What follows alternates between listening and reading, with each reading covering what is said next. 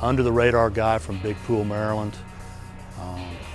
Mid-80s guy with a decent breaking ball when he got here, decent feel for pitching, but an undersized guy that from the first day stepped on campus just did everything we asked him to.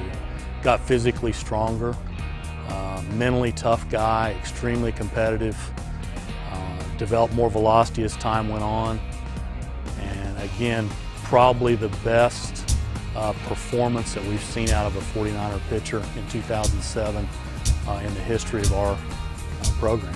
Adam had the ability even from day one on campus to understand what he had to do to get guys out, what he had to do to compete. He was better when the spotlight kind of turned on. And as coaches, you always are talking about, well, we want to be good all the time, let's not just flip the switch, but there are times when better athletes do flip the switch and become great. And even early on, he kind of had that ability. We came in as freshmen together in the same class. Made my job a lot easier.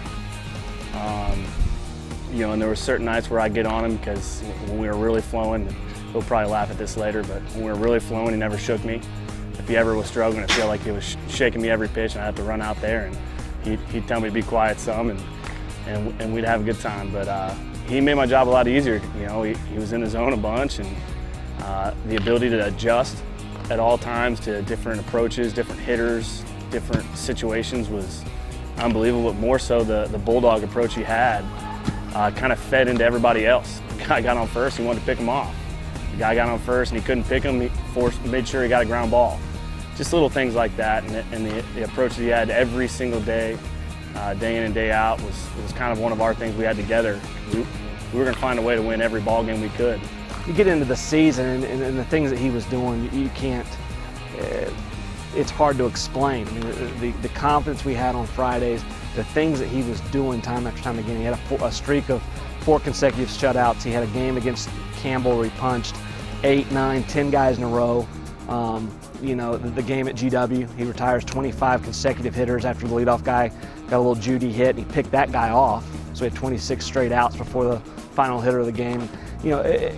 Just those things, week after week after week. You see it at times where the guy perks up and really is special, but every week we saw something different. And again, when it got to be crunch time, he didn't always have best stuff, but he pitched his best in championship moments. Just a guy that really was a program-changing guy for us and really committed to this institution. Graduated, played as high as AAA, and just from day one has represented our program, our athletic department, and UNC Charlotte in the best manner you could possibly ask. There's been a lot of other guys over the years, all the way back from Barry Shiflett to those guys, to Joey Anderson, to Tim Colley, Matt McWilliams, Brian Treadway, John Main. I mean, I can go on and on and on. Jason Stanford, Rob Lyerly, Bo Robinson, James Matten. We can keep going on and on and on. But Mills really, really elevated with his performance and put us at a different level.